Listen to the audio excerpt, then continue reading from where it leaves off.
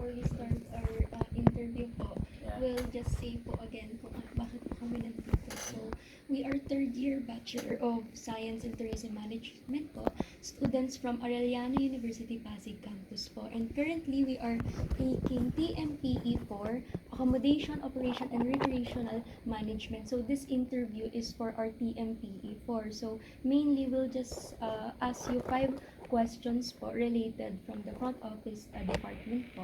So, the number one question po is, can you briefly introduce us the front office department and explain its role po in providing excellent guest service? Okay. First, I'd like to introduce myself. I'm JV Rodriguez. I'm the Assistant Department Head for Front Office. I've been working in the front office for 18 years. Okay.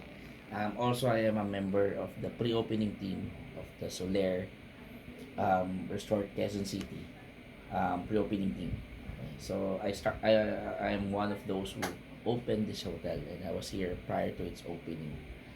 Okay.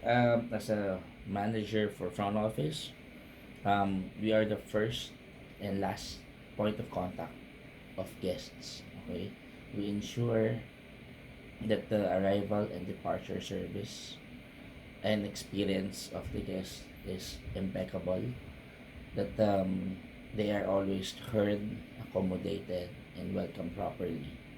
Okay, we also handle most of their concerns. If they have complaints, our team of duty managers are the one handling it.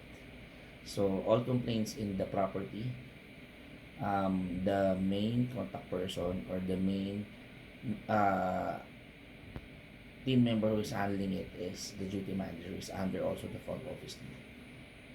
So in behalf of our CEO, we represent them. We represent him on his absence. So yeah, basically we handle all the complaints. We ensure that maayos yung kanilang pagdating, lahat ng mga guests dito na may reservation. Sa amin din sila, we also process their billing arrangements. Meaning, dito sila nagbayad if they have reservations. If they have signing privileges, like for example, they have F&B charges na makapost sa room, we also handle the charging of those. For departure experience also, we assist in terms of making sure that we leave a good impression, diba, sa mga guests namin, para of course magkaroon tayo na return of business and loyalty sa amin, yung mga guests namin. So we ensure that they are taken care of, they are heard, and yung kanilang mga preferences, especially those who are coming in here regularly, we take note of those to ensure na yung aming best and yung preparation namin is always nakatutok dun sa mga guests arriving and departing the hotel. Okay? Okay. Na-answer naman po lahat. Our second question naman po is, can you explain how po yung reservation procedures, yung mga check-in, check-outs process, and the system used po to manage the bookings itself? Okay. There are two channels or two ways for guests to reserve here in Soler. Actually, three. Yung one is through our casino services. They are the ones who are doing the reservations for all casino patrons. If you are a member of Soler Rewards, our loyalty rewards program, at meron kang libreng mga kwarto or discounted room rate base sa casino rates, they are the ones handling it, the casino services.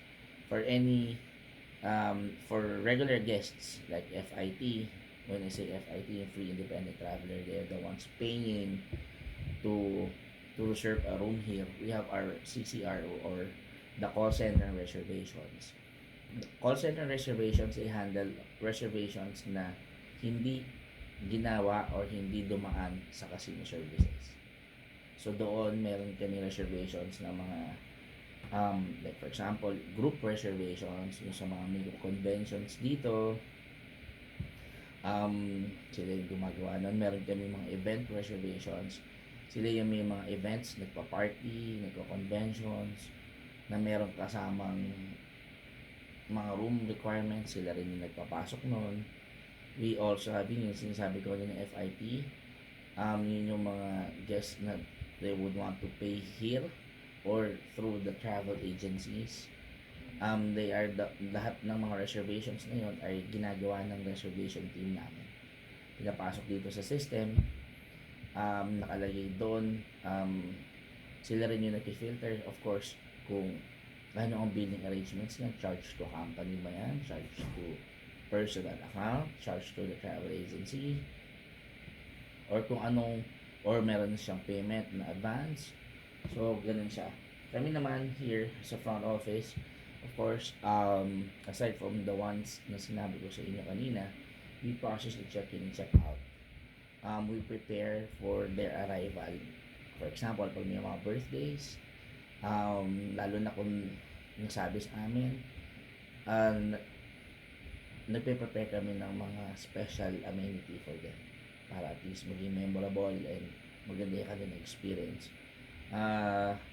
Again, we do the check-in and check-out and we are using Opera version 5.6.19.1.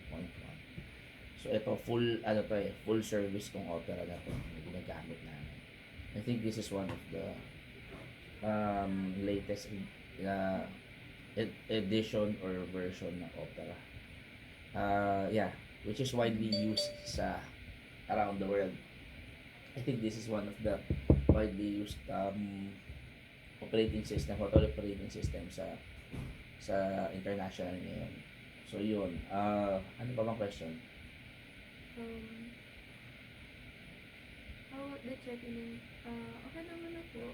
Parang nasagot niyo Sagot ko naman. Ayan. So either casino services pagka ang reservation ay complimentary or nagbibigay sila ng discount rates for all members ng casino, nanggagaling siya sa casino services. Pero yung mga FIT or yung mga MICE reservations, meaning meetings, incentives, conventions, and events, sa ano yun namin yung dumadaan, call center and reservations. So dalawa siya. Our third question naman po is, what guest services does the front office provide po and how do you ensure the guest satisfaction na po when handling yung mga inquiries nila, mga requests nila, yung mga complaints nila? Lahat ng staff namin dito, they are empowered to handle alam niyo yun, yung mga medyo from simple to complicated guest concerns. So like what I said, once we get the reservation, it is we try to scrutinize everything. Kung meron silang celebration like birthday, we prepare for anniversaries. We also have amenities for those na merong anniversaries depending on the occasion.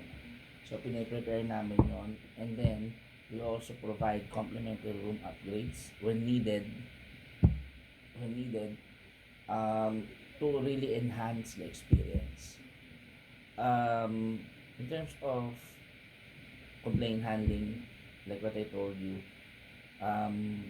kami talaga yung main contact persons or department na nag-handle ng lahat ng complaints ng guests. Regardless kung taga-casino yung nag-complain or sa casino yung complaint or emergency, property wide complaint or whatever or concerns, lahat yung dumadaan dito sa amin. And we have a group of seasoned hoteliers which are duty managers who are handling those type of complaints. Okay, kasi nga like what I told you, we take into consideration and we want professionals handling guest concerns, because at the end of the day, those guests, paid a lot of money to stay here.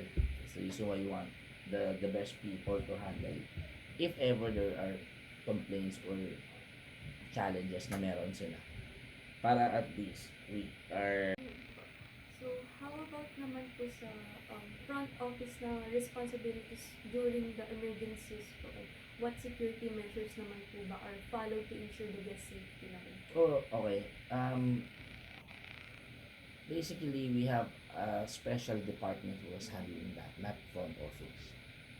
Okay, it's not really front office. We have our FSS team who handles all emergency related concerns. So they work closely hand in hand with our front office team, mainly with our duty managers.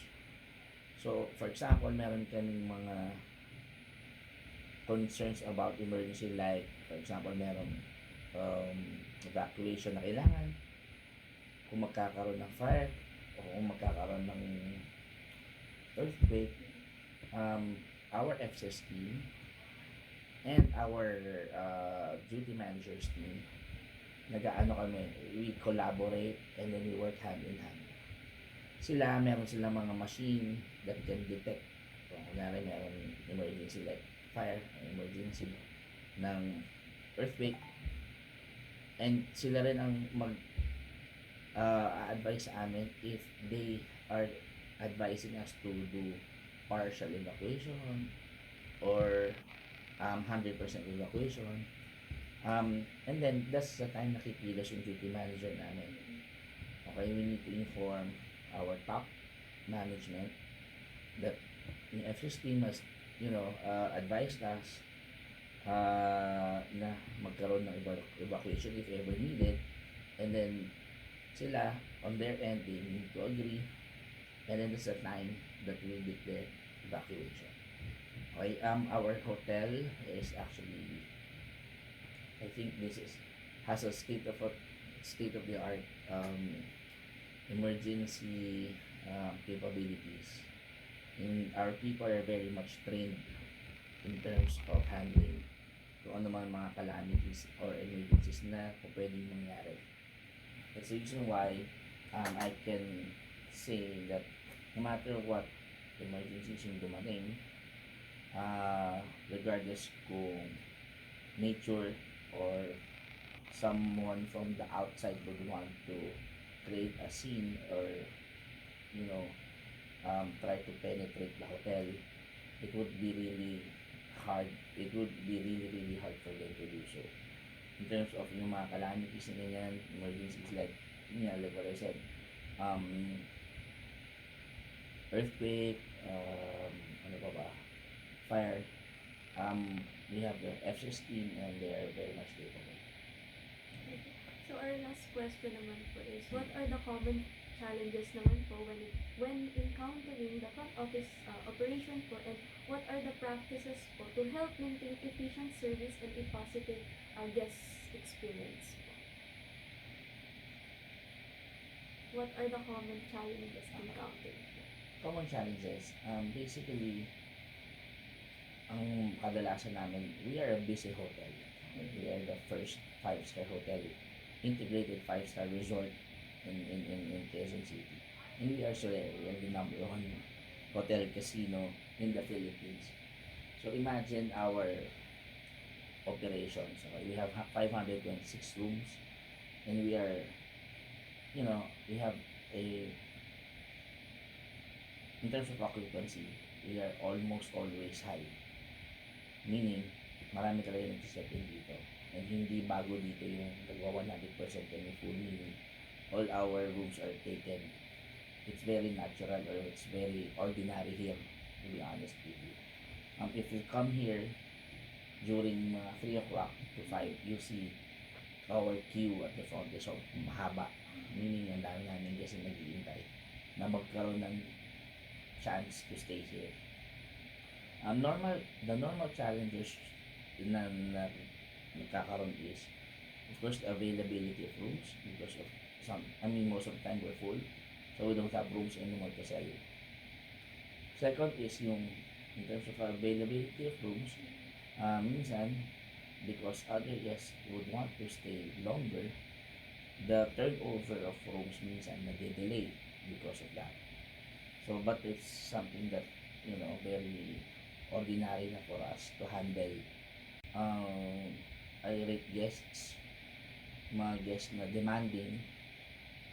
We treat it as a normal, concern because those guests, paid a lot of money to be here, to experience it. We are not, we are not like other hotels na parang napakadali magstay. Here, medyo, alam mo yan, bukod sa mahal, puno pa halos. So, yun yung mga gano'n namin.